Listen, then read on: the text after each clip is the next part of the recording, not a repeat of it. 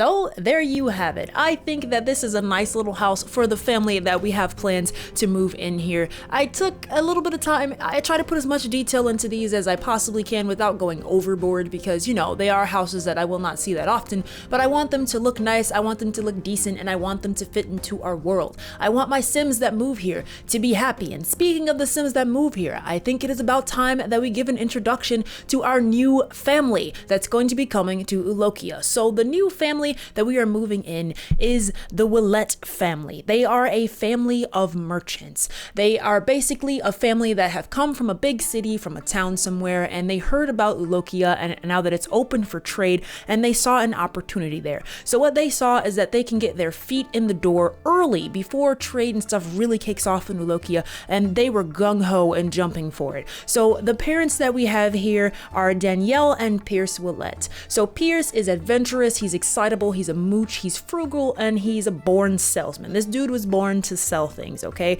He gets super excited about selling things. He loves to travel to go sell all his wares. He's a great dude in terms of selling, and he wants to try to make a name for his family, and he thought Ulokia would be the perfect opportunity. Then you have Danielle Willett. She's a bit slobbish, so she's not the cleanest person in the world, but she loves the outdoors. She loves her family. She's super family oriented. She got a bit of commitment issues, but she's also a born salesman. So, she's not too good about sticking to her word all the time, but her husband's really good at it, and so is she. They're both really good at selling things, and they are only looking for the best for their two daughters. Now, their oldest daughter is Madeline Willett, and she is a great kisser. She loves the cold. She's a bit of a coward, but she's super friendly. She's a great person. She's super nice to everybody that she meets, though she can be just a little bit scaredy. She doesn't really like to take too many risks with her life, but she's a really great person overall, and she's looking forward to the big move that they've made here in terms of coming here so that she can look forward to maybe,